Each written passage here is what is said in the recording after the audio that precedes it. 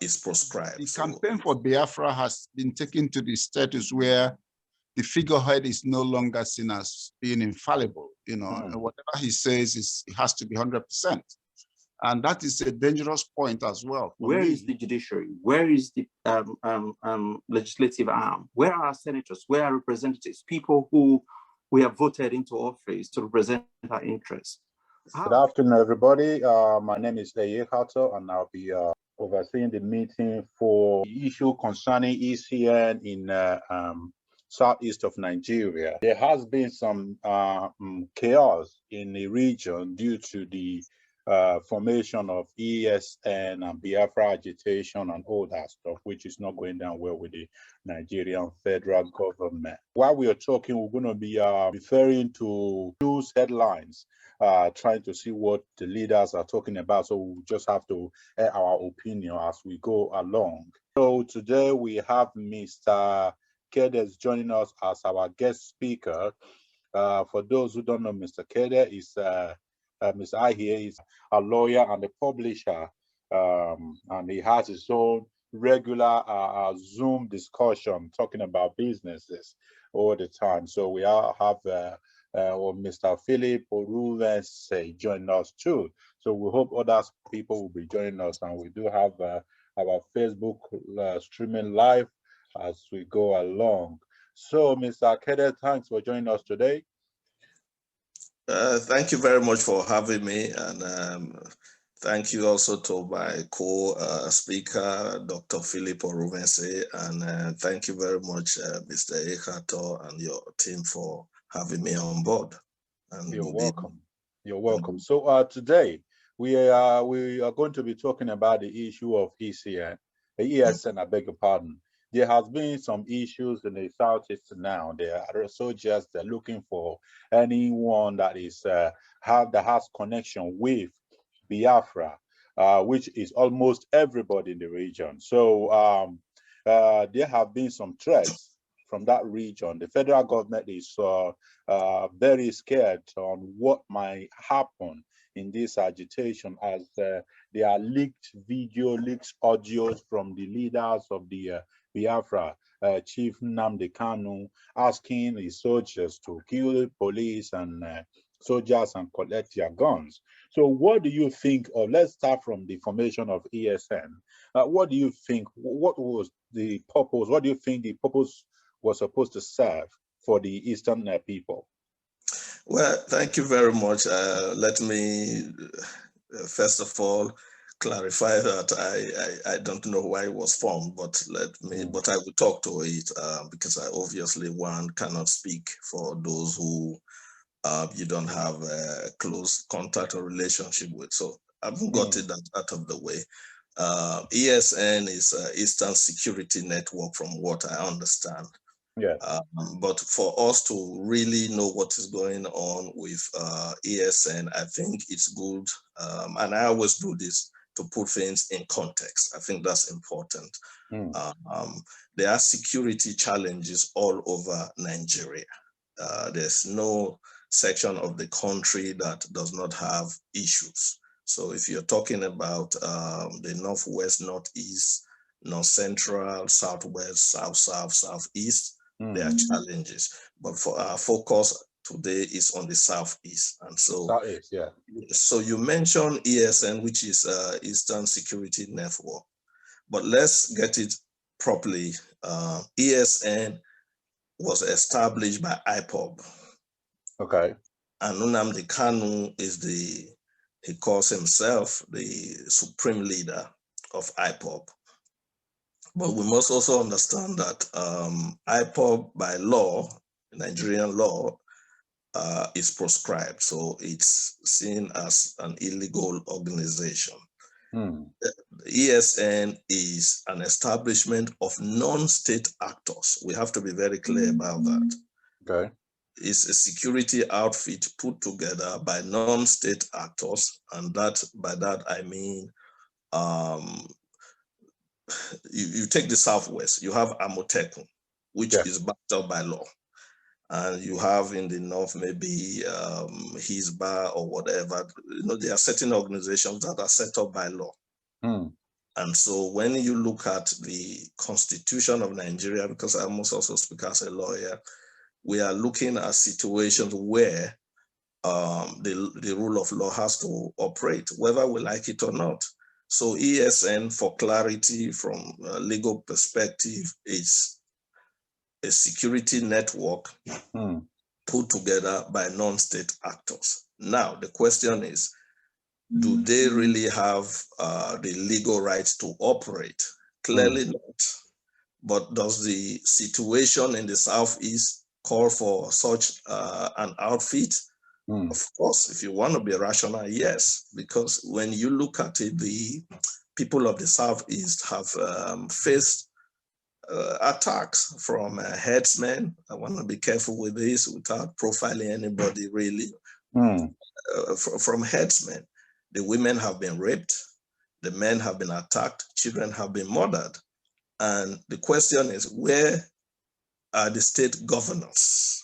Where are the other key stakeholders who are legislators, senators, members of the House of Reps, and even House of Assembly? Where are the politicians? Where are the critical stakeholders? So one has to put this in context to understand why perhaps IPOB said, you know what, we've got to protect our people. Now, that's separate from agitation.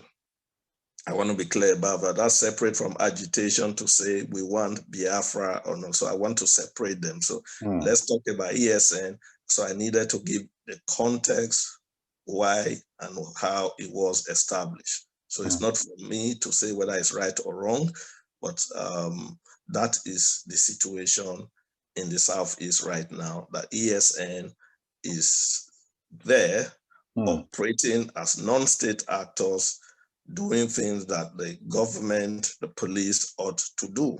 They are protecting, according to them, their own people. Now, if you want to be rational and you are on the receiving end, you would see nothing wrong with that. So that's the situation right now. All right, thank you, Mr. Kede. That it was very explicit. The issue of ESN. Now, so the question we are asking today is, ESN, is it a curse or a blessing to Southeast?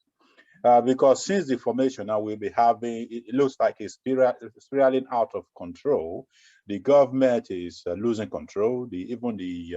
I don't think Chief Nnamdi Kanu is actually having a full grasp of what is going on in the Southeast. The ordinary people, they are feeling the heat as we speak. Police stations are being burnt down. Travelers are ambushed and killed. There are businesses running in millions, losing their stands. But the ESN was formed as an alternative security for those who distrusted the police and the government. So do you think ESN is serving its purpose as we speak? Well, I wouldn't say it's serving a purpose per se. Is that purpose useful? Like I said, if is to protect their people where institutions have failed, then that is the challenge. The challenge is, where are the institutions that ought to be doing what ESN is doing? And then when you dig really further, you're going to find out that it's deeper than what we think. I mean, if institutions are being attacked, that is very worrying. You're looking at a situation where INEC offices have been deliberately targeted and bombed. Now, what does that say for the 2023 election? What does that say for even the Anambra election that may come up later on this year? Is that going to give an excuse to those who have sinister purpose to say, you know what, we cannot continue with elections, let us call a state of emergency? So we have to be very extremely careful and look at it beyond what we see. I personally think it's gone out of control. Security has become a nightmare. Businesses are losing billions of naira, not millions, billions of naira. And the situation in Imo, let's situate it. Let's look at Imo. Imo right now is a war zone. Let's not pretend and make bones about it. It is that bad. And again, from what I understand, young men are being rounded up, extrajudicial killing allegedly taking place, and the place is it's a mess. So we cannot say whether it's a blessing. I wouldn't even call a war situation a blessing.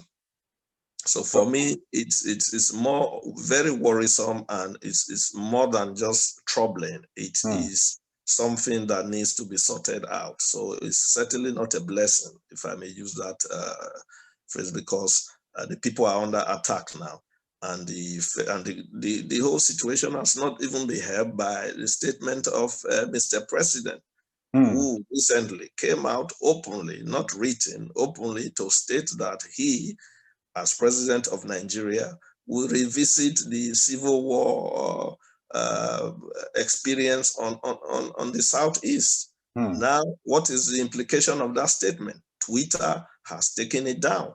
Facebook has taken it down. It's considered inciting violence. And that is sad that the president of the Federal Republic of Nigeria will be seen in that light. It's most unfortunate. So you can see that it's more than just being a blessing or a curse. It has spiraled out of control. It has entered international dimension. Twitter is an American organization. Twitter was banned, or no, not banned, I take that back. Twitter was suspended indefinitely, whatever that means. Yeah, so now millions of Nigerian youths and businesses who rely on Twitter have been denied the opportunity to use that. Once you start that road, where does it end? Because Facebook has also now taken down that offensive post. So is the federal government also going to indefinitely suspend Facebook? If it doesn't, it's damned. If it does, it's damned. They box themselves into a corner. I think Mr. President was badly advised on taking that route. So you can see that from ESN, we have not gotten to a stage where it's economics, it's physical, but most importantly, we are talking about human lives here. They are innocent people who do not wish this on themselves, but they have no control. So I think, for me, that is the biggest worry. The innocent people, men, young women who know nothing about this, are being penalized. By the way, Nnamdi Kanu is very far away, possibly here in London. Yeah, he's here in London, yeah. Yeah, with his family. So, you know, we cannot encourage violence. I abhor violence. I think that's wrong. There should be dialogue. I think parties should come to the table and talk. There's nothing wrong with talking. That is a culture we need to inculcate as Africans, to be able to resolve folks through dialogue rather than violence. Okay. Yeah. We are going to come to the issue of talking in a few minutes. You were talking about the issue of the Biafra just now on the fight on Twitter with the Nigerian government and the microblogging company. But the reason why the Biafra have become or decided to take it this far, many will say that the Biafrans were pushed to the wall. First of all, when they were protesting peacefully, their people were being killed. Yes, and suddenly the federal government came up with proscribing them. I'm yet to understand why they were proscribed, because they weren't violent yet. They were a threat, but they weren't violent yet. And we have in the northern part of the country a group of individuals, core bandits. They are rampaging communities. We have ISWAP. ISWAP is a terrorist group. Boko Haram is a terrorist group. But bandits, the atrocities of bandits, it's enough to proscribe them. But so far, nothing has happened. So the Igbos believe that they are treated differently. Do you concur with that statement? I mean, judging from all my analysis so far.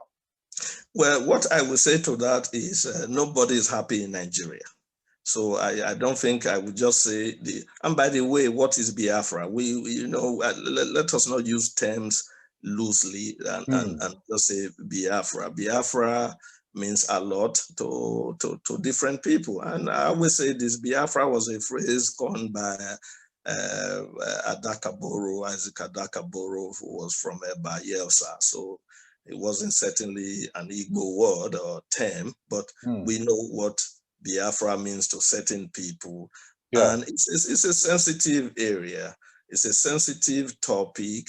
And so I think it would be unfair to now trivialize it. Now, this is where the government, like you rightly said, has made some poor judgment, if I may say. The so-called war on terror, that's what it should be, doesn't seem to be what it is. We are told that there are repentant terrorists from Boko Haram who are actually being even given scholarship sent abroad. Yes. And you have headsmen who are the third most terrorized terrorists on the surface of the earth. I didn't make this up. This is what security analysts have said. And it looks unfair when they are rampaging and doing all sorts of things and nobody has arrested them. And here is the challenge, really, so that people will understand where the challenge is.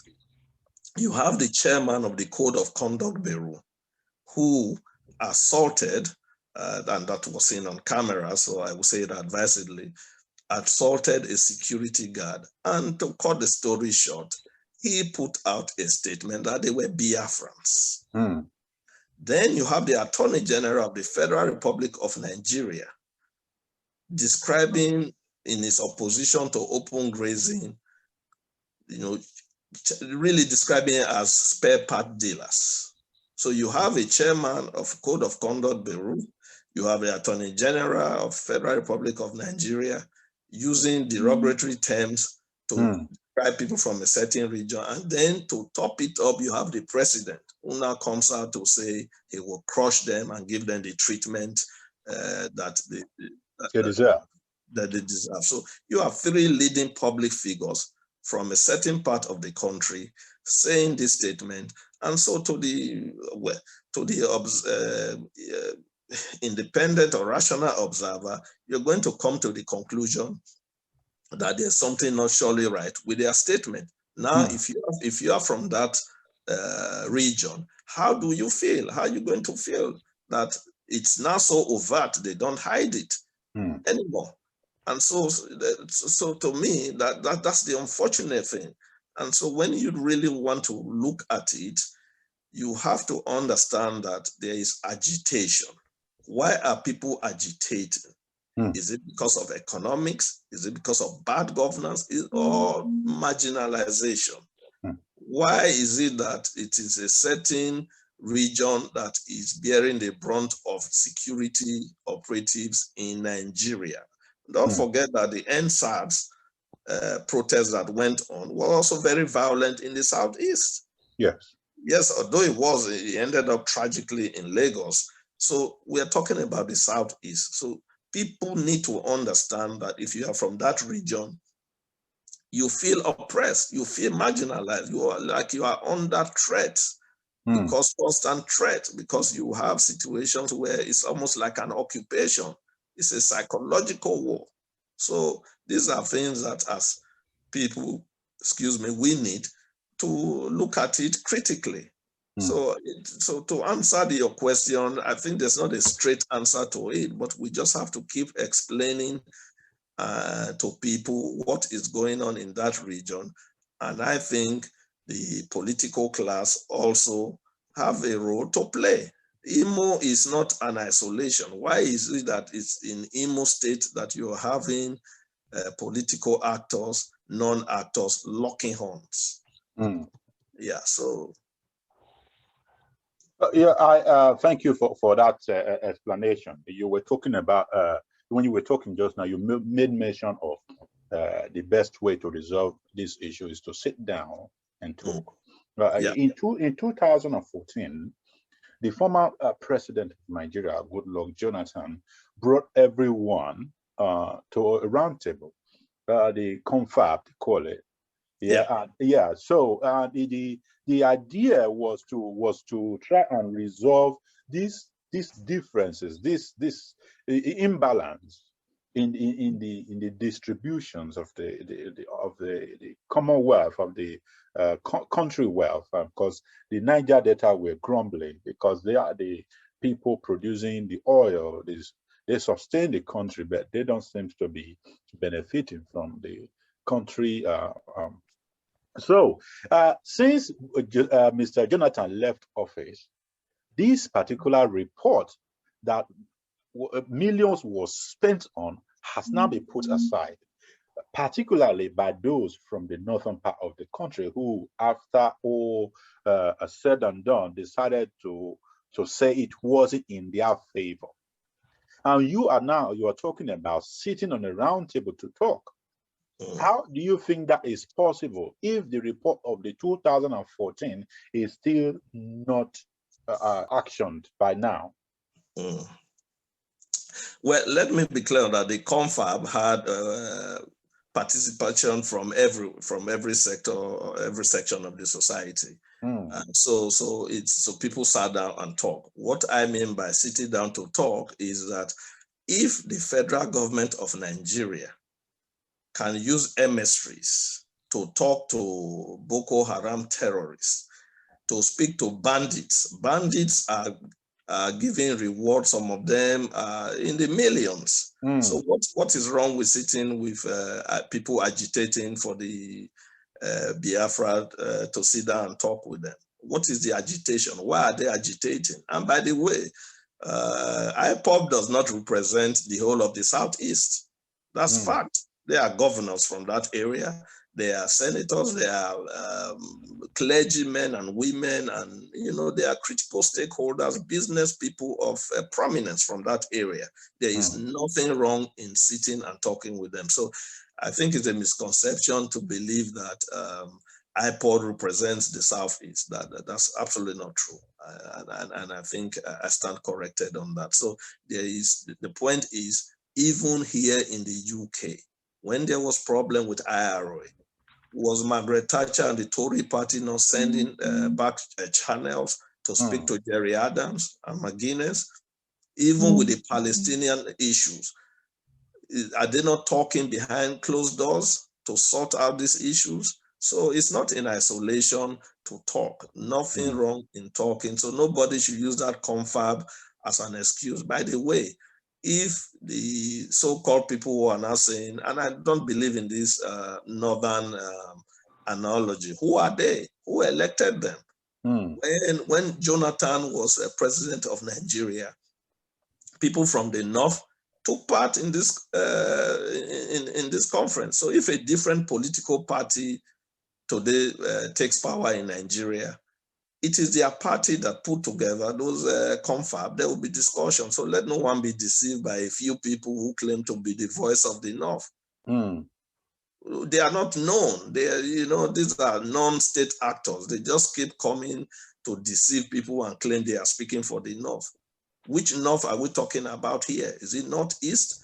Are you going to tell the man from Benue State, from Taraba State, that somebody from Sokoto is speaking on his behalf for Kaduna? Even Kaduna, you have Southern Kaduna and Northern Kaduna. So people are opportunists. They come and claim they are leaders speaking on behalf of a certain region when they have no constituency.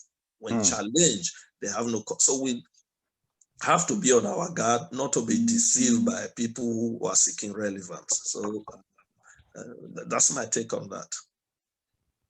Okay, thank you. Last week we had Ben Okpene join us in a meeting. So I see him join us now. Thank you, Mr. Ben, for joining us today. If you have anything to add from what to ask or add to what Mr. I hear is saying now, please don't forget, you know how to just raise up your hands and we'll call you up immediately. And the information goes to everyone in the conference. We hope that you have a say in what is going on in the Southeast. Yes, Mr. Kede.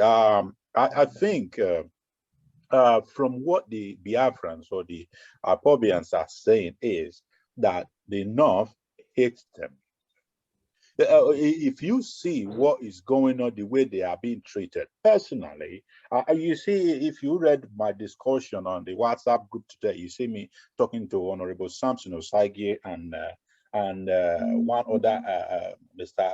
Ayamehwe, on issue concerning banning of the or deletion of Mr. Buhari's tweet on Twitter. We also try to bring it down to whether it was fair on the government or not. The reason why this is going international now is all about Biafra. So it's going from local to international battle. So do you really think that the North hates the Southeast? Because there seems to be that idea that they cannot be the president of Nigeria. He cannot be trusted. And at the same time, they cannot be allowed to leave. So what do you think is going on? Well, I think we are making uninformed assumptions. Like I said, who is this North? We keep saying the North, the North, the North. Is Bishop Kukana from the North. There are people from northern region of Nigeria or northern part of Nigeria. And by the way, I've always said is that even the so-called dichotomy between North and South is just a geographical thing drawn up by the British. How can Benue, for argument's sake, even be called a northern Nigeria? What is northern about Benue State? So let's please not fall into that trap of saying it's the North. Right now, a few individuals have arrogated to themselves this leadership of the North. I don't believe that certain individuals can come and make noise and then a whole region is painted as hating the South. I don't believe that. And I think for me, yes, this administration has not really managed Nigeria's diversity. That is the challenge. It's managing diversity very well. And if you are able to do that, after all, India is larger than Nigeria, has challenges also. But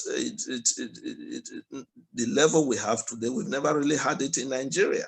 Some of us who are from the South voted for Northerners or people from the North. So I think it would be unfair to now group the whole North and say they hate the South. So I saw a gentleman called Musa saying, how can Nnamdi Kanu be? Yes, I was coming to that, yes. Yeah, so the point is, it's not about Nnamdi Kanu. I think that's a mistake people are also making. Nnamdi Kanu just happened to be one of the people agitating. Before Nnamdi Kanu came on the scene, there was Ralph Wazirike. There are other people who have come around. So to think that Nnamdi Kanu represents the whole of the Southeast or the Igbo agitation is wrong. So what I'm saying is, if you want to discuss with people, there are critical stakeholders from that sector. What stops the federal government from calling on some of these people, using even back channels to say, you know what, gentlemen, ladies, you are from this area. You are a senator, you are a reverend father, you are this, let's sit down and talk. What is the problem? That is leadership. That is what is lacking. So let's not beat around the bush and pretend everything is okay. It's not. It's not about Nnamdi Kanu. I repeat it. It's about the people of the Southeast region. And they themselves must also get critical stakeholders amongst themselves. They have a Southeast Governors Forum. And it's very funny that they are now reacting. When the Southwest was forming Amotekun, where were the Southeast governors? Why did they not have a regional security outfit before they brought this Ebube? I'm sorry, I can't say the full name, I'm not Igbo, but the thing is, they were reacting. Kanu saw a void and filled it. So let's not talk about one person as if he represents the whole region. He doesn't. I mean, that would be an affront to the South. But from all indications, Kanu is calling the shots. Kanu has taken over the leadership. Whatever he says, people will do. He calls for a complete lockdown in the Southeast.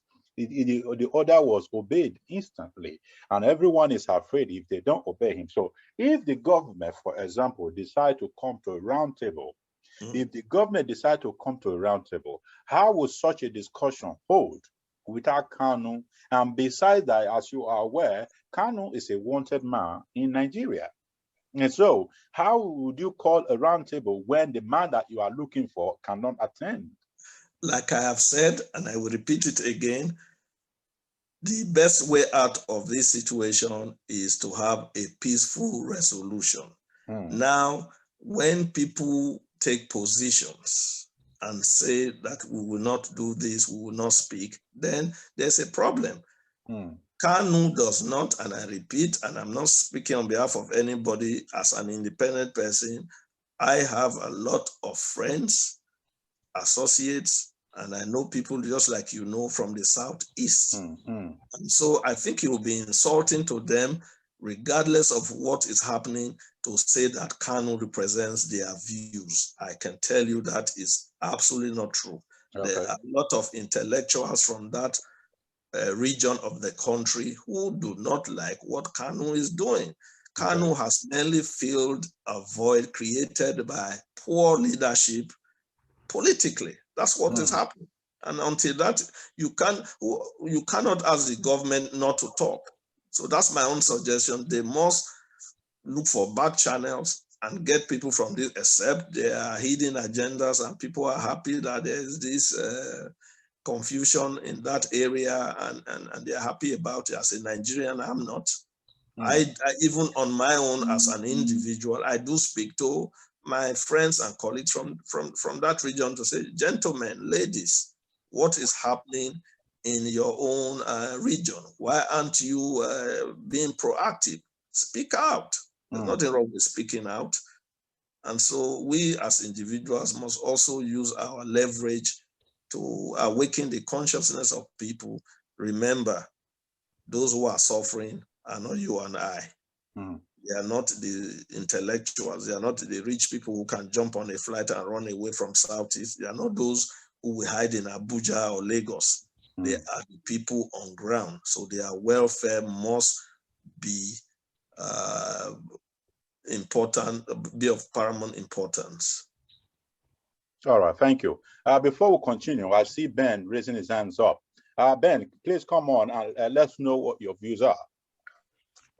Well, thank you very much, Mr. Ahir. I think, I'm sorry I couldn't join you on, with a video just because, I'm kind of, but anyway, what you have really shared with us is quite enlightening, I think. A lot of unbiased observations, especially these last few ones regarding Kanu and the Eastern Security Network filling a void that the governors of the Southeast appeared reluctant to step into and fill as chief security officers of the region.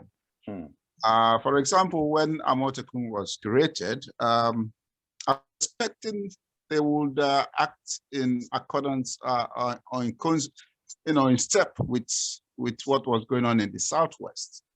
But then you look at the composition of the governors of the Southeast and you realize, for example, that some of them are already compromised in terms of how they came to that position as governors.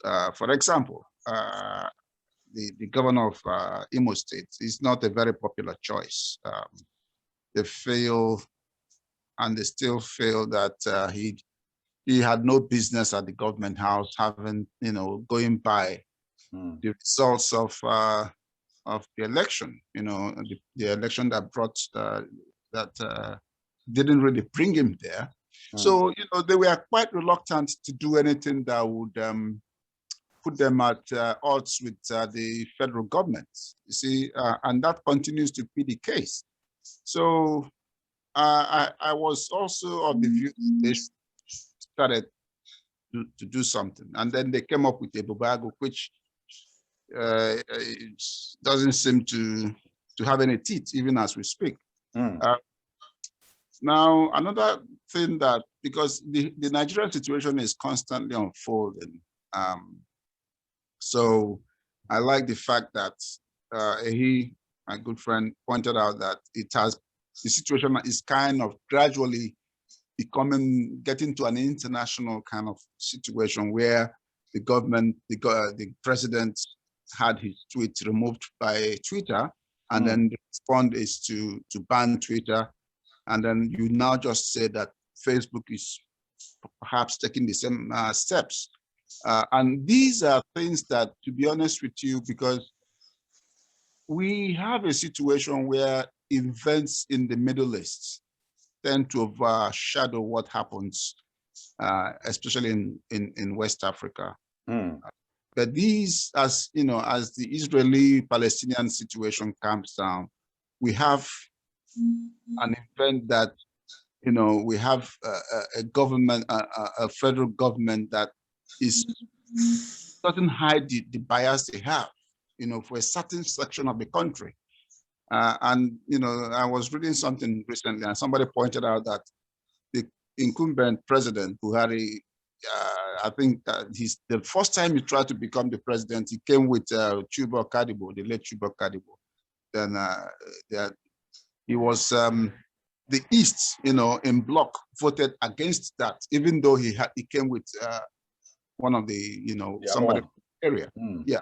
And then the same situation with the former House Speaker, Edwin Umezoke, I think. And then before he now went for Pastor Bakare and the rest, we now know his history. You know, so the thing is, he hasn't really, I think, based on his precedence, you know, based on his history as a Democrat, they never accepted his credibility that he's reformed in any way, you know, and it continues to show in how his approach to government, you know, it continues to manifest in every area of his dealings. Even, I mean, you know, but that's perhaps something that, you know, we might go into later. Yeah, Ben, quick one. If you have anything you want to throw up, Mr. Ahi, just ask him the questions. Yeah. And secondly, from your, what are you trying to let us know? Because we see the Southeast at the time was very promising, but the way it's going now, it looks like people are diverting attention from the North, where things are really bad, to the South. Yes, and if care is not taken, the innocent ones are going to really have to suffer the consequences of the actions of the few. So from what do you think the Biafrans or this ESN or Nnamdi Kanu is not doing right? I think it's a very difficult thing to say, because there are lots of things that can be done right. But, you know, the campaign for Biafra has been taken to the status where the figurehead is no longer seen as being infallible. You know, whatever he says it has to be 100%. And that is a dangerous point as well for me as a Biafran. I mean, even Mr. here pointed out that the word Biafra itself was came into popular use by the later Dakaboro, even though there used to be the bite of Biafra, you know, so anybody could have laid claim to that.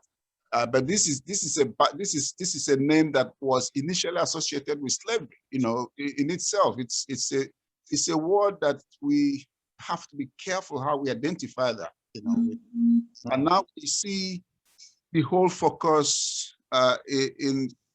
I mean, I totally respect Mr. Kanu, Nnamdi Kanu. I totally respect, because you know, somebody has to stand up and say, well, enough is enough. But we also have to take everybody along on this journey. You All know, right. Yeah, thank you. Let me quick call in here. Then what Kenneth is saying, not only that Nnamdi Kanu is threatening everybody in the Southeast who dares to speak up. Then he continues, Kanu does not represent their views, as you rightly said, which he's referring to Mr. Ahe, as you said, that he commands the unknown guns, man, IPOB, ESN, and they are all armed to the teeth. This is the problem. So, Mr. Ahe, I'm referring this question to you from what Kenneth is saying. What do you think? Because you are saying that not everyone, I believe Ben has the same view, that not everyone in the South is bent to the will of Kanu, but he is in control. So how do they go about this? How do they boycott him? How do they take over the mantle of leadership when it seems to be the face? Well, let me say this. I don't know Mr. Kanu. I think we've been around for a while to understand how the dynamics of politics and the optics of it all. I can tell you honestly that to say that Kanu is in control is far from it. Now, the Biafra Day commemoration is nothing new.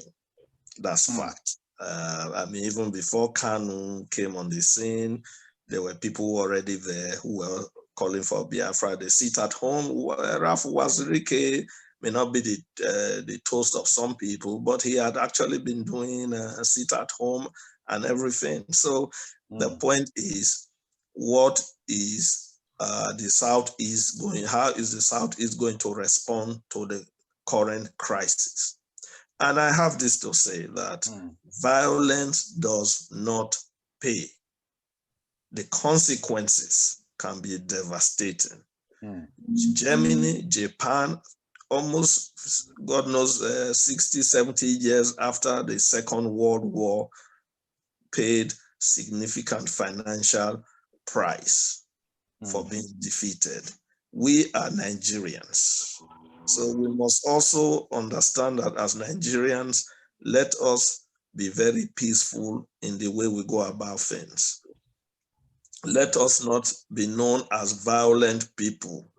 That is the narrative that is unfortunately going about Africans. You resolve things through violence. No, listen, the EU came as a result of World War II, where they said, let us get together and talk economically. By the way, Unewi has more billionaires than any other society in Africa. So let's also look at the economics of the Southeast. What are the leading actors there doing? Because the narrative has been diminished by this IPOB as if that's all to the Southeast. No, that is not it. Let's also talk about economics, how that can change the landscape, change lives. Who are the people attracted to Kanu? They are mostly unemployed youths. Okay. You know?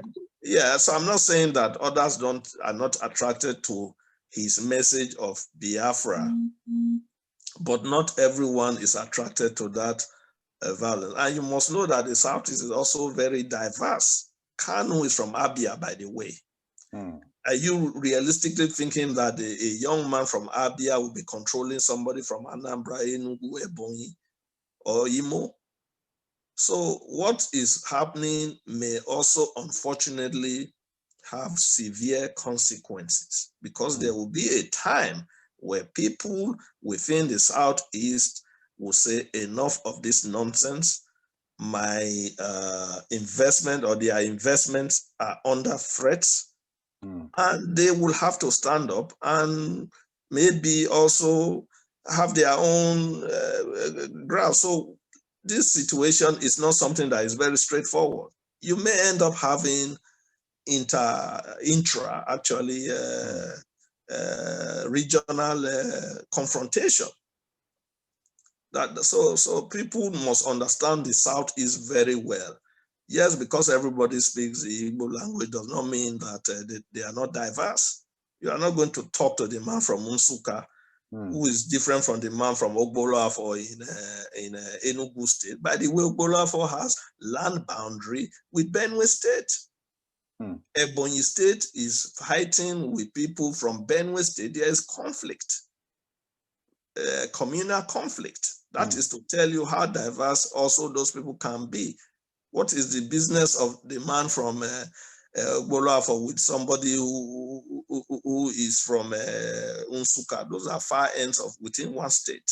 So you got to be extremely careful not to make that generalization, but the people from that region, the opinion leaders must come out and speak. There's no point in pretending and hiding and not saying anything.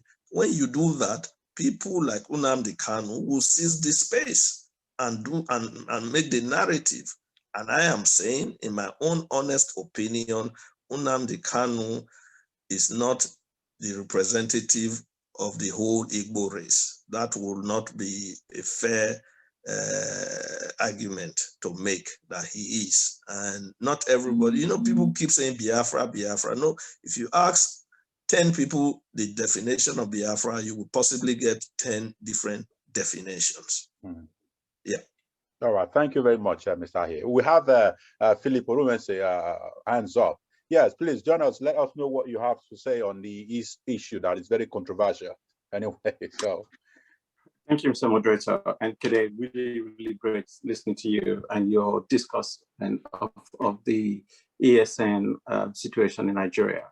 I guess for me, though, and in keeping with global economic governance, it's interesting to see the role that non-state actors play in perhaps policymaking, in compelling compliance within a situation where some of the policies that are designed to create an egalitarian society is not effectively working. So I really welcome the mobilization of non-state actors responding to a gap within the Nigerian political system, where the political institutions haven't been able to come across to the rescue. I guess my question is, everyone seems to be focused on Buhari. Is Buhari really the ultimate totalitarian governor of the Nigerian state? Where is the judiciary? Where is the legislative arm? Where are our senators? Where are representatives? People who we have voted into office to represent our interests. How accountable are these people?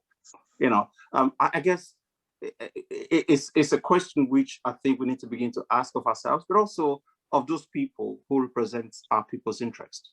In the country where you and I live, I can go to my MP and ask him to make a representation on my behalf.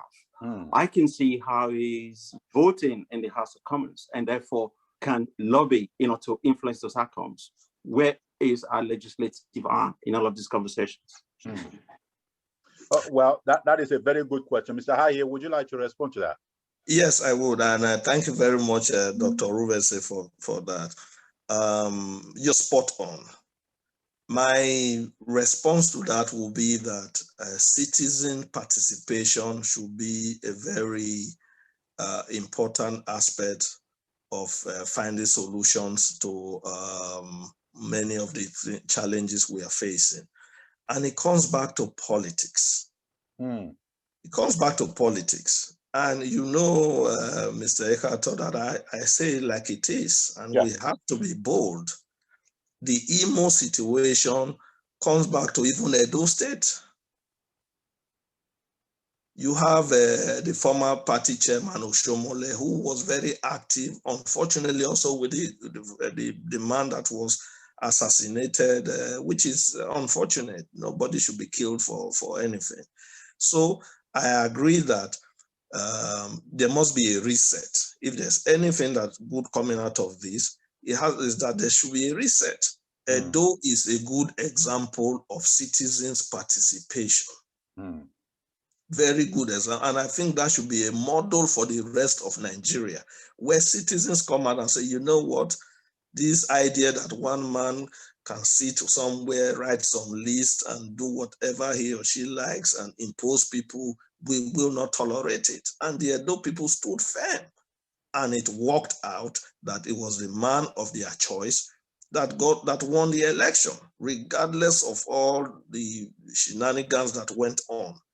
I'm not saying that those who contested against him had no right to. The point is, you had a belligerent party chairman who was doing what he had to do to impose his own will against the will of Edo people. That is what has brought Nigeria to its knees, where people who have no business in politics have now seen politics as a rewarding venture. It's more of a business enterprise.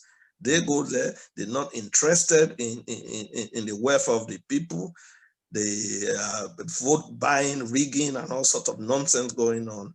And we are saying, yes, that has gone on unchallenged, but it will no longer happen.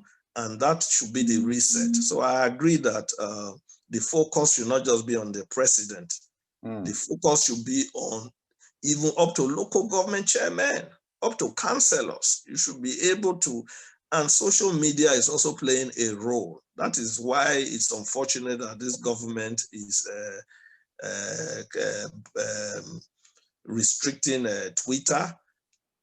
Social media has played a significant role. And I'll give you a very clear example. Recently in Benin City, a couple that were going to get married in a registry were disappointed. They did everything they had to do within the law, only for the registrar to just not turn up.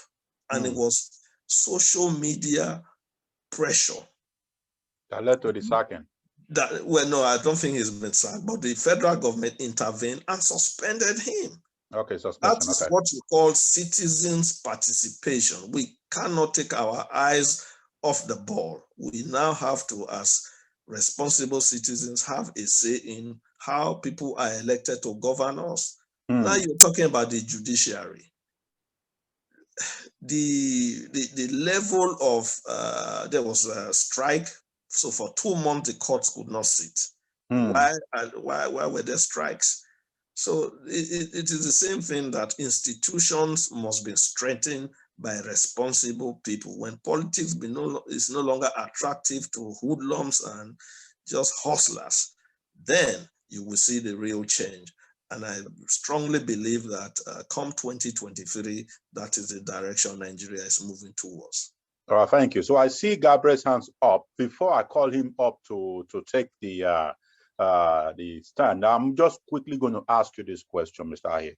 You made mention of Edo State now being an example where people speak out, citizen governance. I understand that. But why do the South only have to be the one being a nationalist? You see what happened to one Dr. Patani in the North. A video, an audio leaked where he is not known to be an apologist of the terrorist group. The group that have killed millions of thousands of Nigerians, innocent Nigerians, destroyed villages and beheaded travelers. And then this man's secret came to the open, and the Northerners, they rally around him because of one, he's from the north, and secondly, of the religion. Because if you are a Fulani man, you are almost untouchable. So now in the South, we are trying to live as a Nigerian.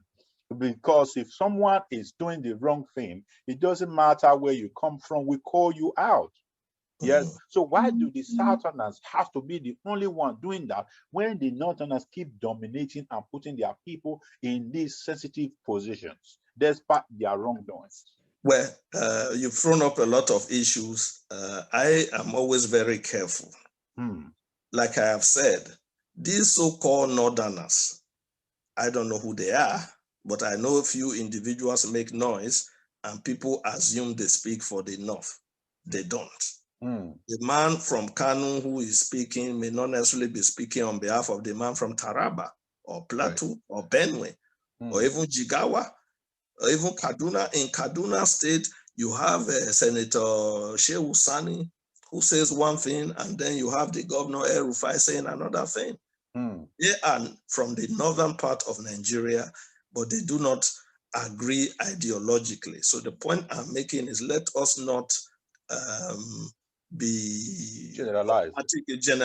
I think that defeats the purpose if we are generalizing that this is what they not know. This administration is not managing diversity well. Therefore, that should not be the yardstick to measure that all Northerners agree with the policies of appointment and leaving other areas aside. So when you are talking about the minister in a civilized clime, that man ought to have resigned. Yeah, initially he denied. We are media people, so we know this. He denied, but unluckily for him, the carbon footprint was there, which is his voice, heard in black and white, no distortion, nothing, where he was glorifying terrorists. That is shameful. Now, the other thing is that he claims to have repented. Yeah, so it's not for me to say he hasn't, I don't know. But I'm saying in a charged atmosphere, in a civilized clime, he ought to have resigned. But how many people resign in Africa? That is a question. Yes, Gabriel, thank you for joining us. Please, can you please let us know what your views are now?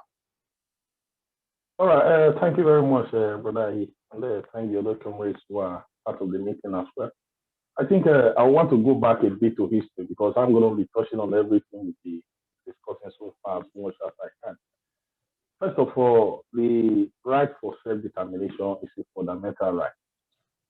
And then going back to 1914, we all know how Nigeria was put together. Then fast forward to 1960, we all know how we got our independence. And in 1963, we have a constitution that recognized the regional autonomy.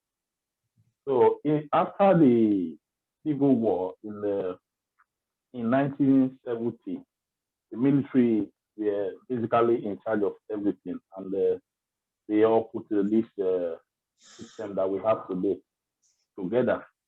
Okay, fast forward to 1999, the military was still part of the constitution that we are operating on today. And I think what we've been lacking, the failure of Nigeria has been consistent.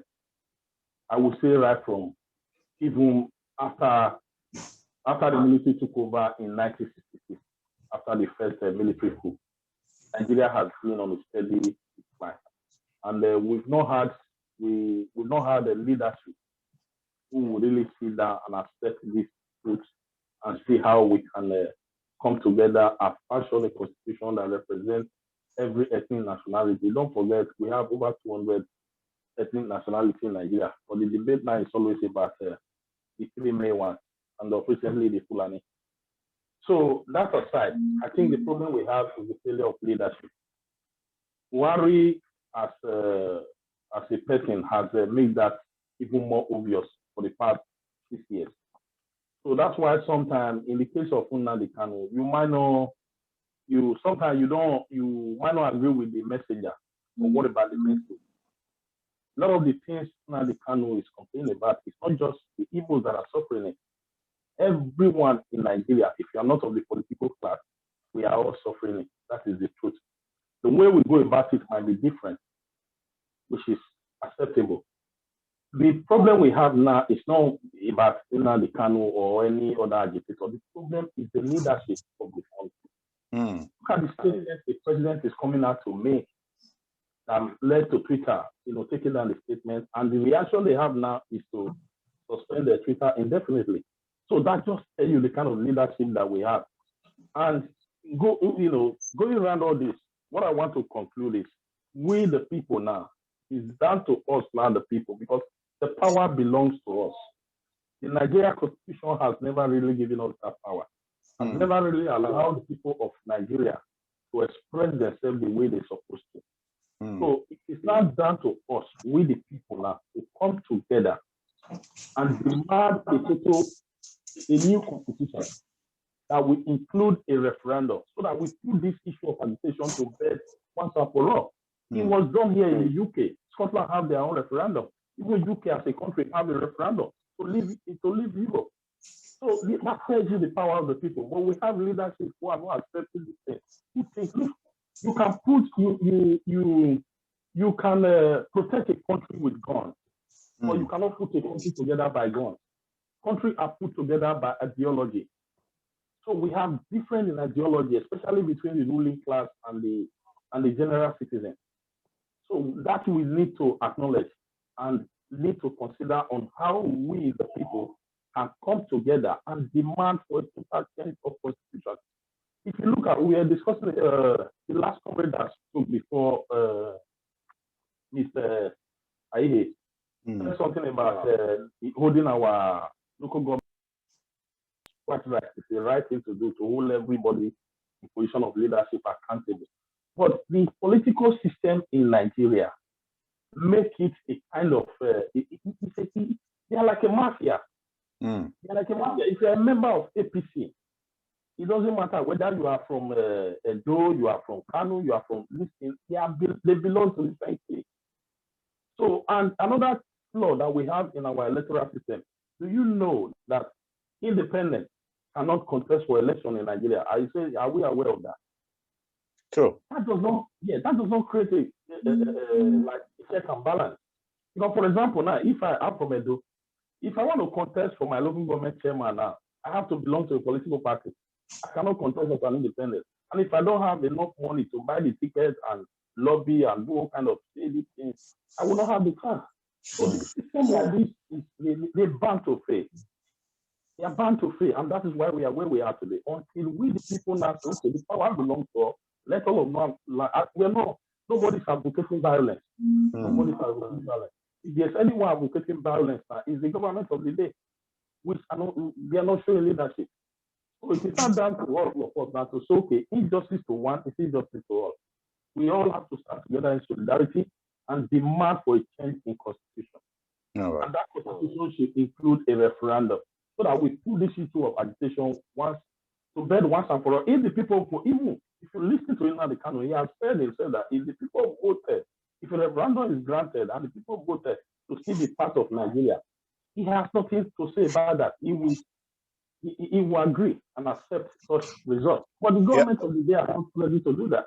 Yeah, thank you, Gabriel. But the fact is, so far, Nnamdi Kanu has not even cultivated that path at all. He had opportunities to visit different countries. I saw different videos of him going or calling for meetings and seeing people. Most of the what he was asking for were guns and people. Because of things like that, he has not even given that dialogue a chance. He's been calling for violence from the very beginning, because he says that in the war people have to die. There is no country who've gotten their independence through peace. This is his own bold statement he had made over and over again. So how do you bring such a man now who is already pumped in that aspect of kill them all? Because I think his own problem is that he detests Nigeria so much that he wanted to vanish. And so because of this, I think he's just really doing his very best to make sure that Nigerians pay for the way Igbo people have been treated over the years. Now, this is his anger. I believe it's my personal opinion. Let me quick. Is Ben still in the house? I see no hands up. I'll be calling you in a minute, and I see Stephen too. Yeah. So if Ben is in the house, it's an Igbo man here. Yes. So I wanted to ask you the question. Kanu has never preached peace. So you seem to be on his side. You seem to support his ideas. So he has never preached peace. What do you say to that in a country where we all are trying to talk on the table, like Mr. Ahie said? Well, my take on that is that I think it's how he comes across. You know, we all have different personalities, and you know, when you make your speech and that speech is quite agitated, it comes across as if you are not for peace. And let me just state here that most of the violence that has been attributed to the ESN, I don't think that these acts of violence were committed by the ESN. If we remember when how we've had the influx of very foreign elements into the South who took hold of the bushes and the forests, and we are seen parading everywhere with AK-47 rifles. At that stage, there was no incident of people burning down public infrastructure, for example, post offices or police stations and or properties. And all of a sudden, these things began to escalate. You know, it brings something to mind. You know, giving a dog a bad name just to justify hanging that dog. I think that is what is going on with the ESN. I don't personally think, because by nature, the Igbo are not violent. We are not killers. We don't destroy what we've built. If most of this infrastructure that is being burnt down were actually built by community effort, these are not things that have been installed by the federal government. So why would anybody destroy their own basic facilities such as this? You know, so okay, yeah, Ben, but my quick question is, I have never seen, you said maybe this is a mistaken identity, where the people ESN have been accused wrongly for the crime most other people might have been committing. I get what you're saying, but like Mr. Kanu has never called for peace. There are videos where he's asking people to take guns from soldiers, kill them, take their guns.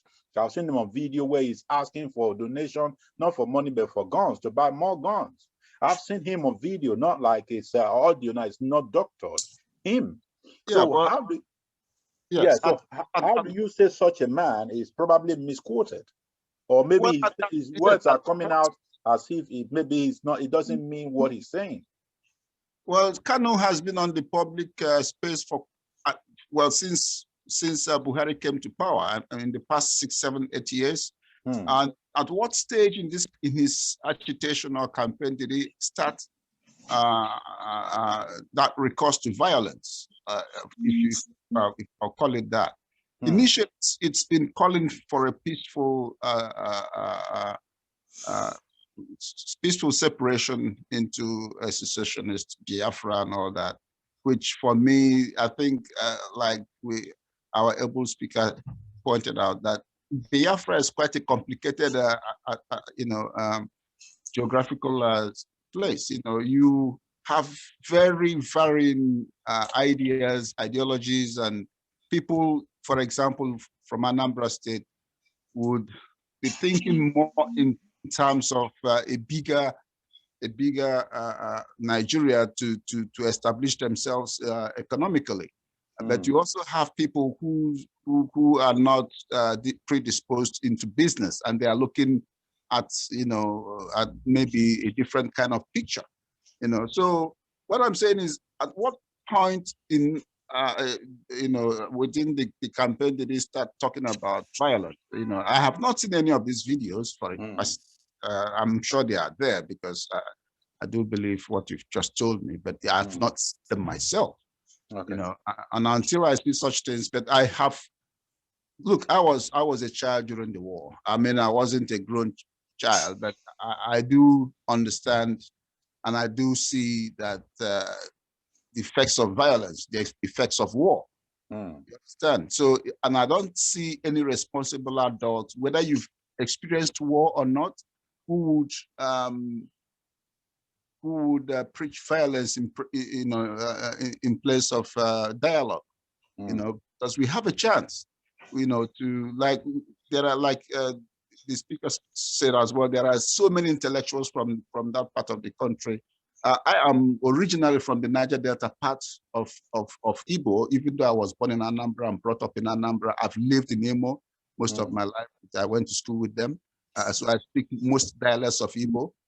So the point I'm making is that from traversing all those parts of Igbo land, I've seen different approach to this idea of self-determination, if you understand. The Anambra man, well, we fought the war led by Odumegwu, and once the campaign was over, they went about their own business. They started building hotels in Kanu. They started establishing industries in Lagos. They were not doing that in anticipation of another campaign. They were doing that because they have put the whole thing behind them.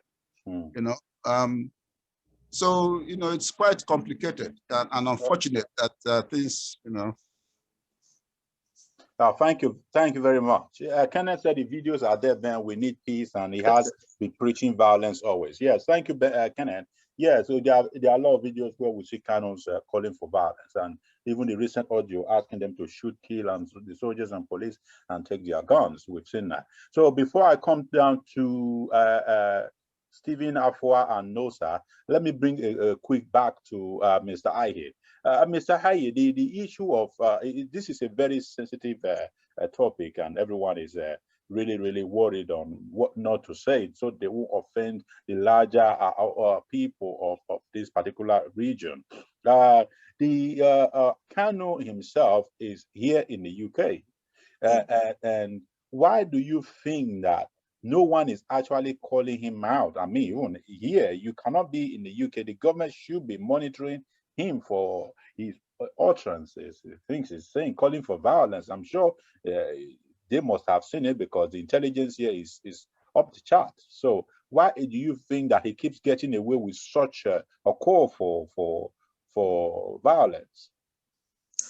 Well, let me quickly, first of all, go back to the gentleman that was talking about the constitution, referendum, and all those stuff, because when you are in a public forum and people make comments, sometimes it is good to put the record straight. First of all, Nigeria does not have a system in place where referendum can take place. It's just our constitutional arrangement. So I think it would be wrong to compare it to the UK with unwritten constitution or having a Westminster parliamentary system where we have a presidential. And by the way, Nigeria has had several constitutions, whether it's the 1951, Macpherson, 53, up to even 59, 63, and then we have the 79 and then 1999. And a lot of people don't understand that even the 1979 constitution was drafted by a couple of brilliant, fine minds, legal minds, people from other walks of life, from 77 to 78 Constituent Assembly that drafted that. And the 79 Constitution was, I would say about at least 70% was taken, lifted really verbatim for the 1999 Constitution. Constitutional amendment is a process. And until we as Africans have a mindset shift, we are going to be going all over and having some needless discussions. Constitutional amendments, it's a process. And if you've elected people there, put pressure on them to change the constitution. So when I hear people saying we need a brand new constitution, do they understand what it takes to have a new constitution? Yeah. What is the guarantee that even if you brought the best constitution to Nigerians in 2-3 years, there will not be issues? The issue is not the constitution per se, it is the operators. And that is we as Nigerians, until we are disciplined to be able to follow the rule of law, to be able to do things in an orderly manner, we're going to have challenges. Now, coming back to what you have asked in terms of the things about Kanu. Kanu, to start with, is a British citizen. Yeah, so if he's in trouble in any place, I think the government is under an obligation to support him as a British citizen. Having said that, there are also laws in this country that if you incite violence and it's brought to the attention of the security people or the government, you will be prosecuted. So I've heard about videos. I don't watch violent videos for a starter. So I've heard that there are videos where he's been making threats. I haven't listened to it. I haven't heard it. so I can't really verify that, but you are a reputable person, so I take your word for it that there are those violent videos inciting violence. So I think the owners really, no, I take your word for it. I mean, I don't need, you have no reason to make this up. So I strongly believe that that being the case, then there ought to be consequences for those kind of actions. I feel strongly about that. We cannot have a situation where you incite people. And you know, the sad thing about this is that I have had a personal experience. War is a very nasty thing. I mean, I was brought to Nigeria 1967 as a 5-year-old. So you can imagine coming from England as a 5-year-old and end up seeing dead bodies on the floor. So that trauma is always there for a young person. And you see your mother, who is a civil servant, running for her dear life, taking off her shoes and running. Your uncle, who is a teenager, maybe 13, 14, my uncle, being hidden in the ceiling so that he's not conscripted into the army. So those who have not seen war do not know what it is. When you have a first-hand experience, you will not encourage it. No, but listen, the only person who benefits from this nonsense about war really are those who are manufacturing arms. They are happy for you. Gun runners, they're happy for you as Africans to kill yourselves. They say they are fools, and then you help their economy, and then they give you more guns to kill yourselves and be disordered. I am embarrassed as a Nigerian that we are in the situation we are today. That should be a source of embarrassment for any rational Nigerian. We must put this nonsense to an end. We must put it to a stop and say to ourselves, and I really want to thank you for actually having this platform. This is what it should be about, having dialogue. People may disagree with me here, but nobody has insulted me or screamed at me or say, we're having a rational discussion, and I believe the issues can be sorted out rationally. Now, to talk about everybody going their own way, there are people who have an agenda, and those who are making the violence just fall into the trap. Just fall into the trap. So why don't you put them to shame to say, you know what, we can be better than this? So, yes. Thank you. Thank you for that. I appreciate your analysis. It's very subtle. It's what we should be hearing now, call for peace and not violence. Thank you, Mr. Ahi. We have Nosa hands and Stephen's hands up. So I'll quickly call on Nosa now to please tell us, ESN, is it a curse or a blessing to Southeast? Can you all hear me? My name is Nosa. I'm deciding to stay behind the camera, but I have the kind of question I want to ask is also tied to what I think we should be discussing. The big question is, what do this Nnamdi, what does he really want? I don't seem to understand. I want to discuss the practical realities of how the business of government is conducted and how I don't see why Nnamdi is thinking that the Igbos are marginalized. Let's look at practicalities. In today's reality, and that is what the law says right now, until we change the constitution, what we have right now is what we have. The constitution today says authoritative allocation of resources. The federal government gets revenue, they share this revenue to the states take their portions, and they do what they are supposed to do with it at their levels and at local government level. I want somebody on this forum to tell me, in the last 6 years, which eastern state has been deprived of its revenues? Which eastern state has not received its revenue because Buhari decided not to give it to them? I want somebody like Ben to answer that question. Is there any part of the East that has deliberately been refused their entitlement under the present day constitution? Now let's look at questions like appointments. I know everybody blows over the roof. Oh, Buhari is appointing people, lopsided appointment. Everybody comes from his side of the country. But why can't we sit down and ask ourselves, how are these appointments made? The president calls for nominations. People surrender names to him, including the Easterners, the senators from the East. They all sit down in the Senate and they review all these appointments. They validate these appointments and the president signs on it. The following people have been approved by the Senate, made up of senators from the Igbo land. And they all say, yes, we want this man as chief of army staff or whatever, or minister of whatever, or anything.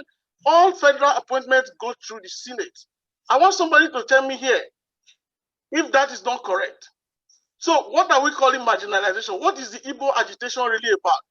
And I want to ask another question. Do the Igbos, under Kanu's estimation, do they really think that if Biafra is created today, can you run your commerce amongst yourself without needing the rest of the country? The economy of the East is booming because you are all interdependent on the network of other people in the country.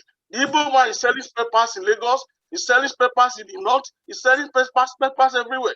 If we create a country today that will require an Igbo man to need a visa to go to his market in Alaba, to go to his market in Ladipo, in Lagos.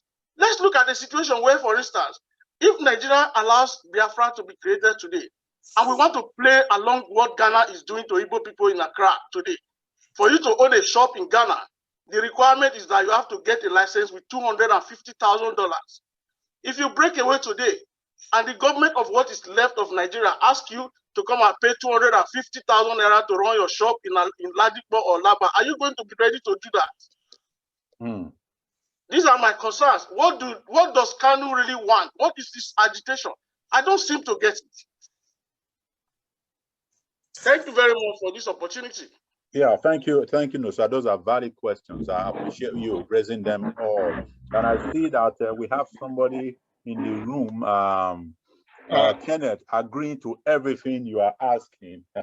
That's very good. So there was one question you directed at Ben. Please, Ben, just a few minutes. Can you quickly respond to Paul's question on what Kanu really wants, or if the federal government has ever denied the Southeast their allocation? You know, the thing is, yes, it's been a passionate exchange, but sometimes you also see an undertone of the same biases that we try to overcome, unfortunately. But having said that, the issue of marginalization is not just about appointments, for example. You know, if you go to a region and you have the security infrastructure that is not within the control of that area, you know, there is this thing about people who have been talking about state. Sorry to interrupt you. Is there any other part of Nigeria where security apparatus are under the control of those states? Can I finish? I mean, we've had a very lovely exchange. Let's not. Yes. No, sir, please let him respond to your question. If you have anything, you can raise up your hand. Then we'll call you to please ask the question again. Yeah, so we'll have this thing maintained. Yeah. Yeah, because for me, I do not 100% agree with some of the agitation, to be honest with you. Okay. I don't do business in Nigeria, but I did once. And I believe that for those of us who are calling for, I mean, for people who established Nigeria, the founding fathers of Nigeria, they had a reason why they proposed the Pan-Africanist approach to Nigeria, you know, that will include different nationalities, and Nosa pointed out that it favors people who are into business. It's not just spare parts. People do different things, and that's the same reason why you have people moving their cattle and their sheep from point A to B, and doing so many other things, where you have somebody establishing a cement factory and selling all across the region, for example. So it's not just spare parts. So let's leave certain things aside and discuss as adults here, you know. So sorry, can I come in here, please? Yes, Mr. Hay. Yes, I think it's important that we do not inadvertently start making derogatory statements. Yes. Spare parts do not define the Igbo, and even if they are business people, let me tell you one thing, which most people don't know. The Igbo apprenticeship system has been around for, let's say, at least 60, 70 years, over that actually, but it's brought to prime after the Civil War. And what is the Igbo apprenticeship system? That young men are taken away from certain things to learn a trade. And they learn that trade, and their master, quote and unquote, will after a couple of years set them up, and they do the same thing. And this system is being introduced at Harvard Business School. That's fact. So if you look at Nigerian literature, the Cyprian Ekwensi, the people like the man who wrote things Fall Apart, you know, and so many people, Chimamanda Adichie, they are all mainly from that neighborhood, that area. So if you look at Anambra, you look at Imo, you look at Abia, you look at Ebonyi. So I don't think it's right to kind of put down people because they are business minded. I think we need to change that unconscious bias. It may not be deliberate, but I needed to really step in there to make that clarity, because it's beyond spare parts. And the gentleman also talks about what's it called, revenue and resources. I don't think allocation is really beyond allocation. I don't think that is what the Igbo people are talking about, because people keep saying Biafra, Biafra, Biafra. The point is, why should somebody score, say, 90% in an examination, and then somebody comes from a certain area, scores 20, 30%, that individual gets admission over somebody who has a higher score from a certain region.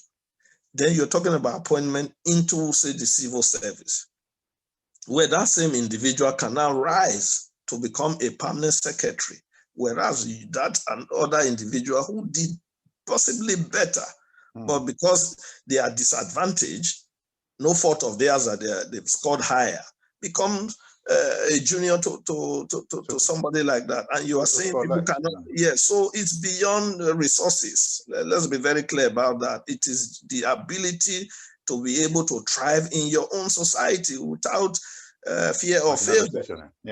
Exactly. So we cannot go on and just say, oh, you are getting 13% derivation. What have you done with the money? That's not the point. The point is, I, as a Nigerian, should be able to have the same aspiration as any other Nigerian. There should be no discrimination. It's shameful if you're looking at it that we can complain that there's discrimination of over 400 years against African Americans, there's discrimination in the UK here, and then we as Nigerians are being discriminated against by ourselves. And you're saying people who have no right to complain? Of course they have every right to complain. That if Nigeria should move forward, these are the things that we need to be tackling and looking at. It's not a simple thing, but people have legitimate right to complain, and the system has not helped. We even see it in politics. We see it in education. Inconsistencies of policy. Exactly. We see it in business. We see it everywhere. Where if you have an Igbo man and you see yourself as somebody or woman who has to always prove himself, who in a country is, for some reason, is not, it's almost like if you live like a third-class citizen in your own country, you are going to be upset. That's fact. So not everyone will take it like that, but some people will be vocal. They will speak out. And by the way, the people who are now in talking about agitation, their parents may have been people who said, you know what, let's not rock the boat. You cannot compare that now to this generation. Even our children are much more assertive and vocal. So you got to be extremely careful how you deal with them. They're not going to tolerate a lot of the nonsense that went on that we tolerated or that our parents did. So you must take those into consideration and deal with them rationally. They are not interested in, you're not doing them favors, by the way. They're Nigerians. And you ought not to be discriminating against any Nigerian. And if you think any Nigerian is not going to complain, then we live in a different planet. Thank you very much. Nosa has cleared some issues. He said, my argument does not imply that revenue is the only issue. It was just an example. We all feel the same impact of marginalization under the obnoxious quota system. And thank you, Nosa, for clearing that out. Let me quickly call on Stephen Afua. His hand has been up for a while now. Stephen, yes, the question today is, ESN, is it a curse or a blessing to the Southeast?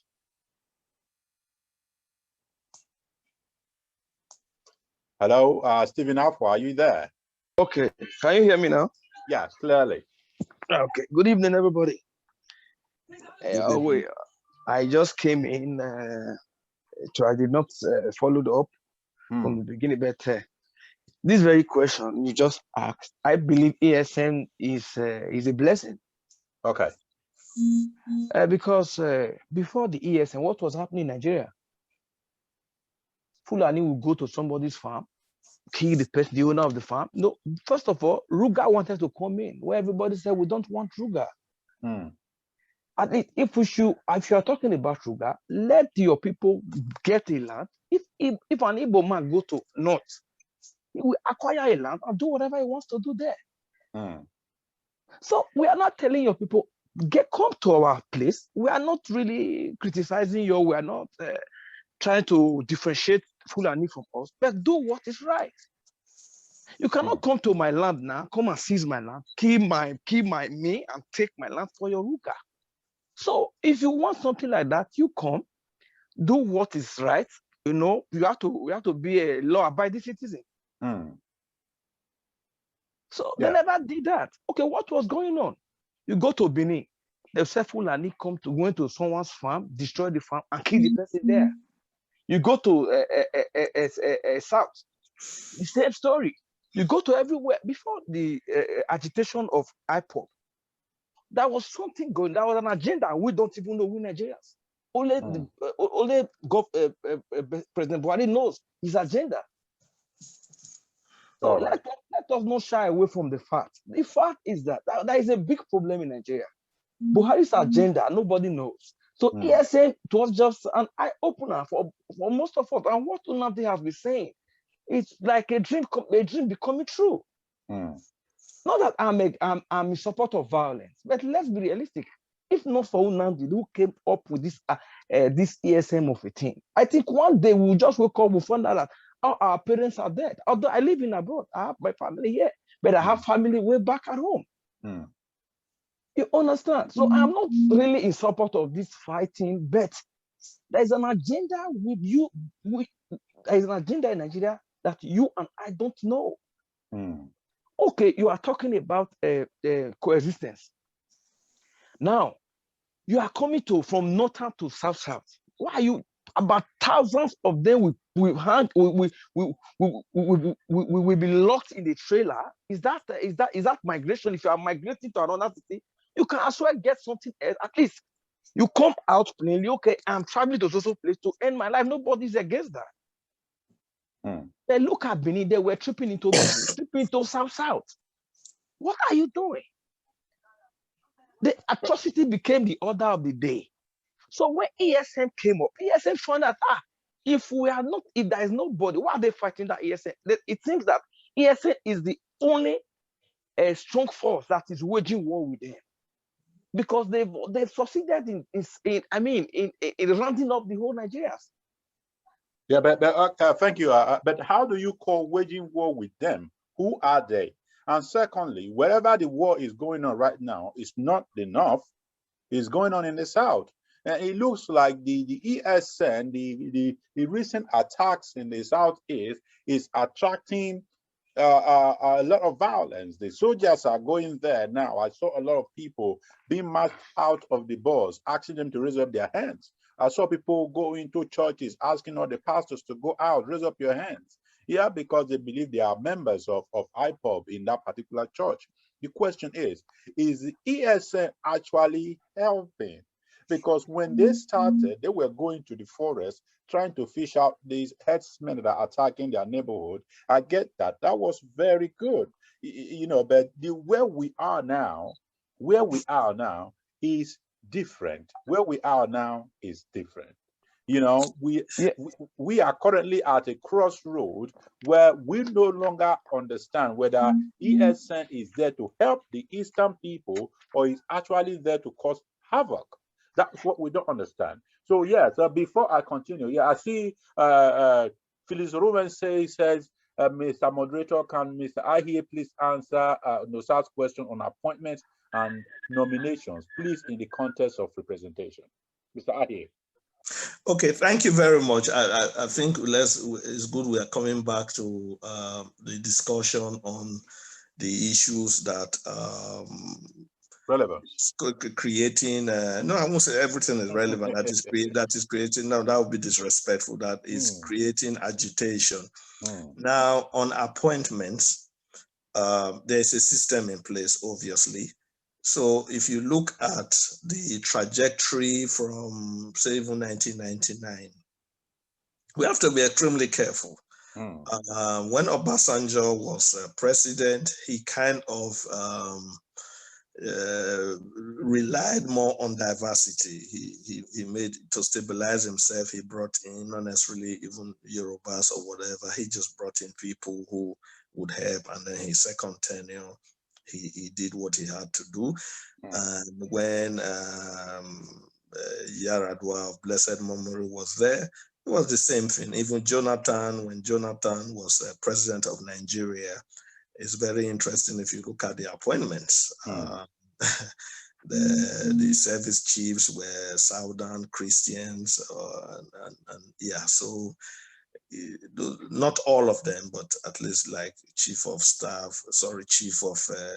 army staff and those and so forth. So every administration comes in with people they feel comfortable with. I think the only difference is that this current administration has not in any way played that diversity role.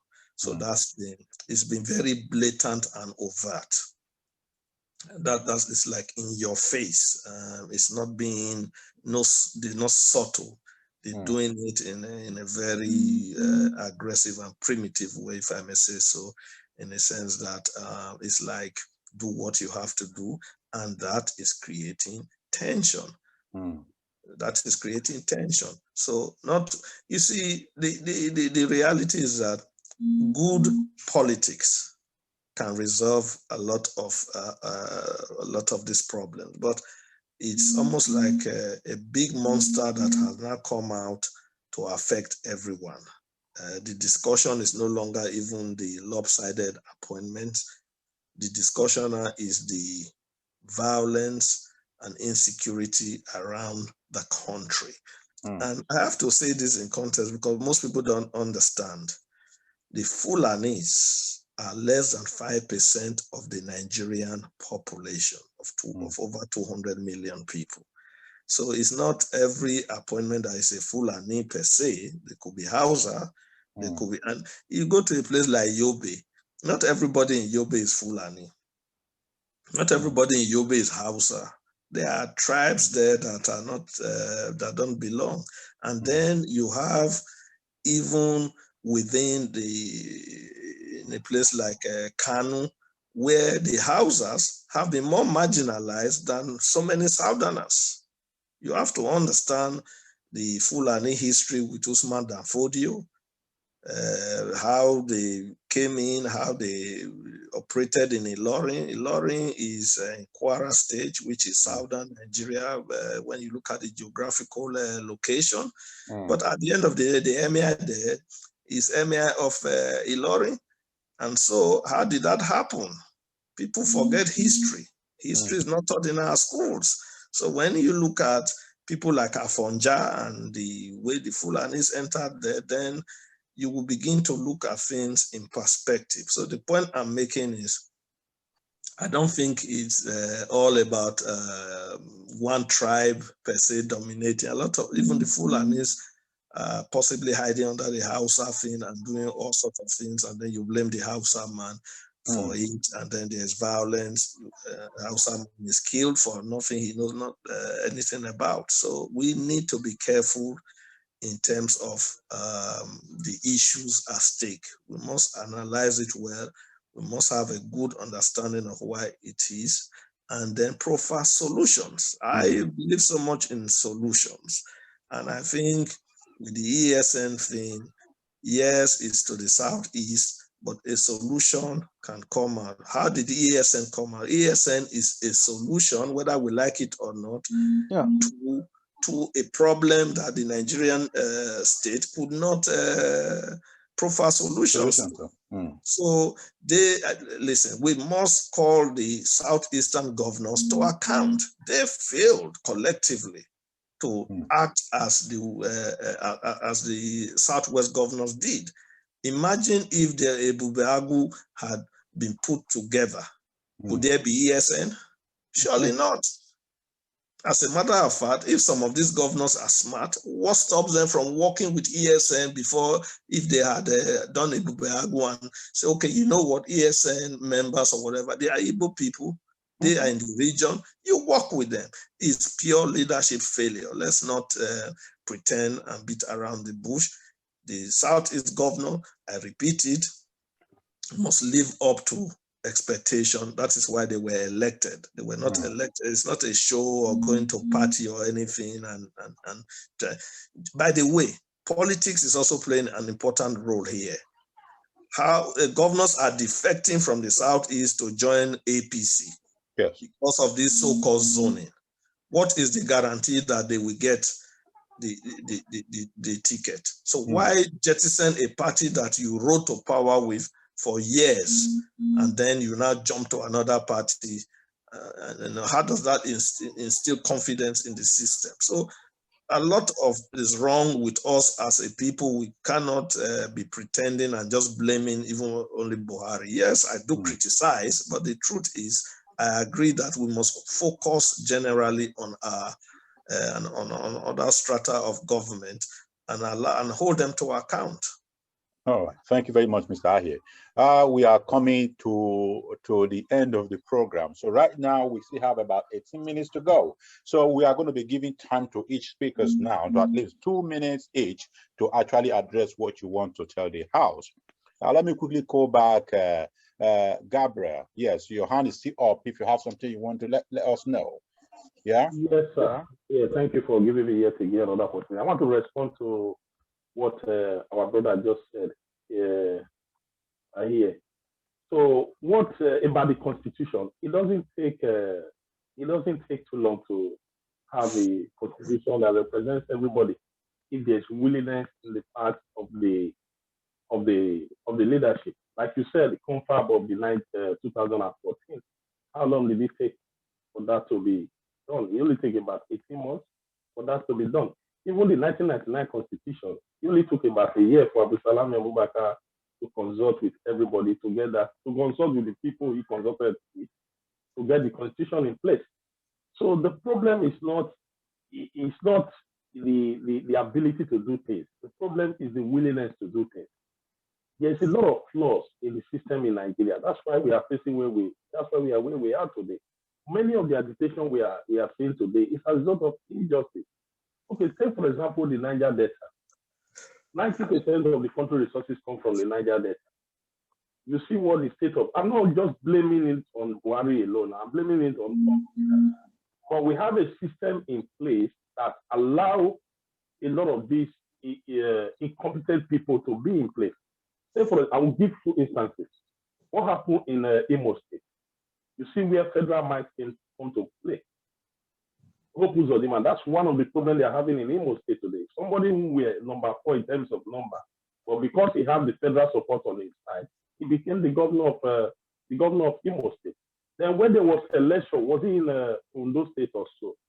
they use the federal mind, mobilize over 30,000 security operative, both the police, the army, the civil defense, to go to that place. And they could not mobilize 30,000 to go to Zambia. So these are facts there, because we cannot, they say those who make peaceful change impossible, make violent change inevitable. You cannot blame people when things are going the way it is going now. It's all about the leadership. Okay, for the case of Nnamdi Kanu, we all know when there was this issue of the Python operation, Python dance in his heart, when he still had a case, he was still on that bail. He was just bailed from, the court, and he was on that bail, and the federal government sent military to his house. Is that how people who want peace and justice behave? Thank you. But let me give other people a chance to contribute. Yeah, thank you very much. Yes, like I said, we're going to be talking a few minutes just to make sure it gets around everyone. Let me call back Nosa. Yes, please. Thank you very much, moderator. Just quick one. What I want to say is I completely agree that Nigeria is not in a good situation with the way the system operates. That makes a lot of sense. The leadership is not a very good one. I'm not a Buhari loyalist, but I'm just a public commentator. I do not think we need to destroy Nigeria because we want to accomplish some other objective. Those who are thinking that secession or kind of breakup is what is going to bring about the remedy, I'm not in support of that. I think we need some level of restructuring. We need to. There are templates for nation building everywhere in the world today. We don't even need to sit down and reinvent the wheel. There are examples of countries that have come up along the same time as Nigeria in recent history that are doing very well with developmental templates. I used to be a United Nations staff, so I know what I'm talking about. We have seen examples that came up very rapidly using some templates that are still out there. Nigeria needs to take that kind of step and say, how do we build this country without destroying it? I want to have a country to go back to. I don't want to go back to somewhere where I would be looking at, where did this used to be? I'm from Benin, born and brought up in Benin. I don't have any reason to be saying things in support of things that I should not be supporting. But the point I want to make is we can all leverage on the advantages we have and bring back prosperity to that country, working together. Blowing up the country, setting it ablaze is not a good agenda. We can do it. I believe that we can all come together and have that meaningful dialogue, no matter how it takes. The first question I asked Mr. Ahier today was, does he honestly think that, I'm sorry, I don't want to use any derogatory words. Does he honestly think that this Kanu one call we are seeing today is a Kanu one call? Yes, please do not use derogatory words, just to make sure. Yeah. Does he really honestly think that this guy can sit down in a meaningful negotiation for peace and reconciliation with the kind of agenda he's pursuing? The answer I have in my mind is negative. The Igbo people have a lot to give to Nigeria, and they are giving it to Nigeria already. And I agree with Mr. Ahier that it is not all Igbo people that support this mission of the man called Kanu, Nnamdi Kanu. There are so many. I have so many Igbo friends. They don't agree with him. I have so many Igbo friends. Most of my friends that we school together, they are Igbo gentlemen. They are doing very well here in Canada and everywhere. They don't agree with this agenda of let's destroy East or part of Nigeria because you want to achieve some other motives. I still want Mr. Ben to answer my question. What apart from all these general public arguments that really don't make sense to me, how is the East deprived today in reality? Philip is asking a question there. When we make these appointments, don't these Igbo senators and governors and members of what they all participate in this collective exercise called governance? Today, they get the revenue from the government, they squander the money in their states, and the people in those states come back and say Buhari is the one killing them. It's stupid to me, man. Thank you very much. Thank you, Nosa. Yes, your question was directed to Ben. Then you have 3 minutes to respond to Nusa's question. Well, thank you once again, and thank you, Mr. I here. That was quite, I keep learning. We keep learning every day. But to be honest with you, you know, I do not agree 100% with the position of IPOB, and I know why I say that. You know, it's not as if I'm against IPOB, but I do not agree. I think even within the East and the South, we need to have a bit more dialogue.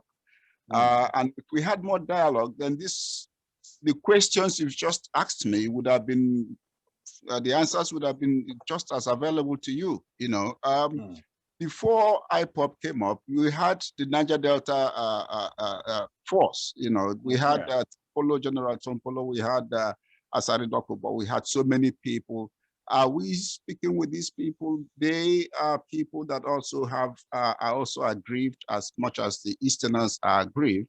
I don't know if there is any dialogue going on, and if there is, I'll be very happy that there is. You know, but anyway, coming back to what I hear raised initially, that the failure of government to engage, you know, in terms of proper dialoguing with the diverse constitution that the diverse ethnic groups in Nigeria has resulted to this misunderstanding we have. It has also resulted to this agitation. It has also resulted, and you know, failure also to call out, you know, when you have people who are affiliated to the president's ethnic group, you know, carrying on as if, you know, there is no law that they can go into people's farms and destroy people's farms and kill, and the president failing to also address this problem has also resulted in these agitations that we see, not just from Biafra, but also from Oduduwa, from the Niger Delta, from the Middle Belt. So it's not just a Biafra thing anymore. It has blood. It has really. It has branches.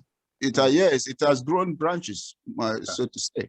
So, and for me, that's why I come back to this. If you look at the nature of the Igbo, the average Igbo since the 15th of January 1970, the Igbo has invested in so many different areas of Nigeria, for example, and for a people that came out of a nearly 3-year civil war, to have gone ahead and established themselves in every nook and cranny of Nigeria, it means that they were willing to assimilate or be the question Nusa wants to know is, how do you think the Igbos are marginalized?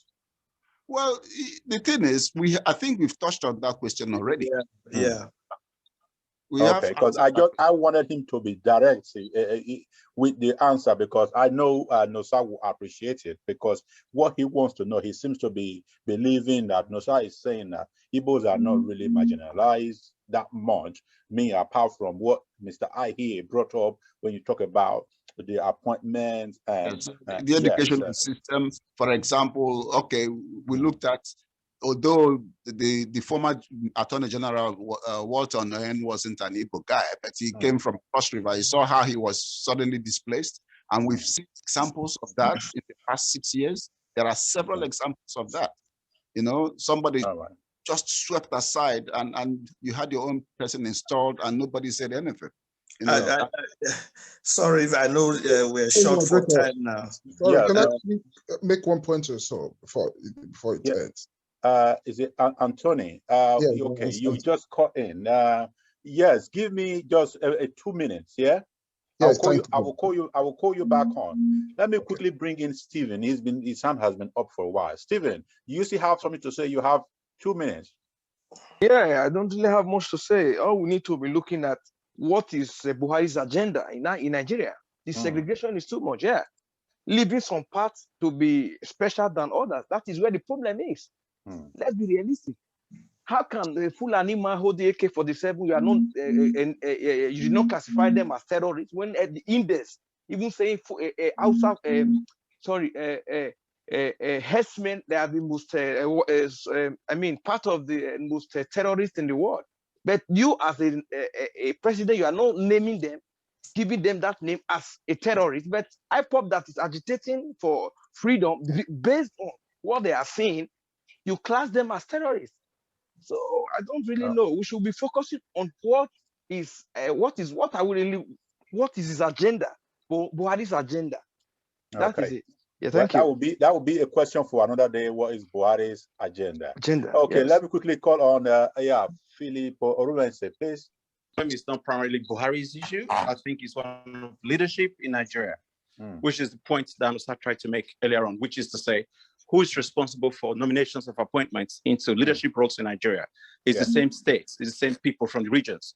Therefore, they must be held accountable to ensure that Buhari is also held accountable. So it's a leadership issue, not just a Buhari issue. Okay. Yes. Thank you very much. Yeah, Mr. Ahir.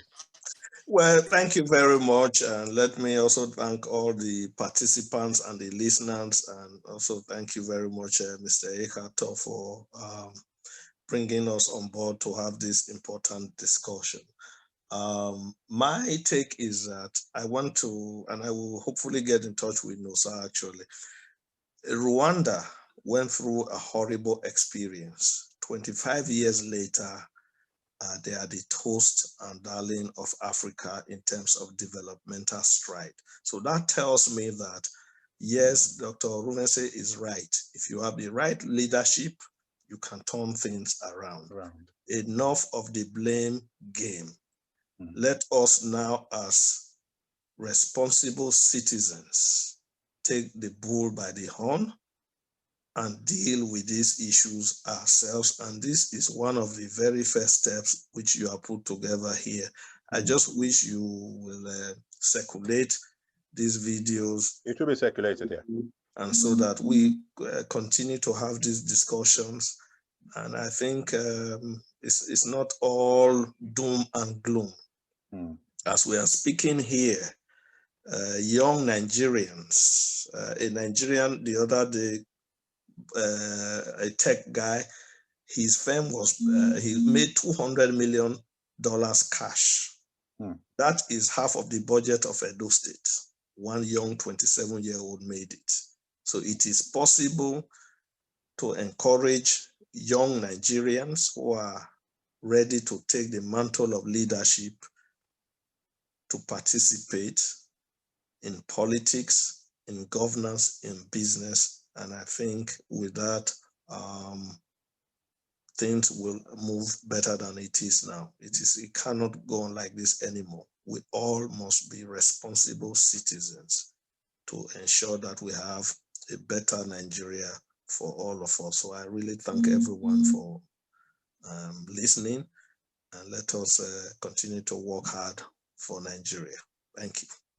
Thank you very much, Mr. Ahir, for the time you've given us today. And Antonio wanted to say something. I'm very sorry I cut you off.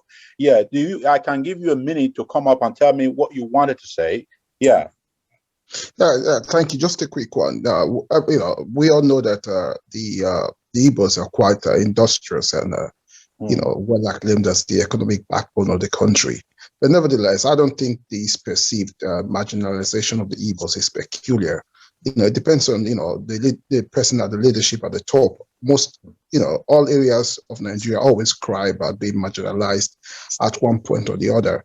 And I think this agitation for the Biafran state is a nostalgia that the Igbos have to kind of move beyond and begin to see themselves as one Nigeria, and we are all Nigerians, and not hold on to this dream that perhaps will never be actualized. And I think this the Buhari's administration, we have to say it's a peculiar one. Let's put that one aside.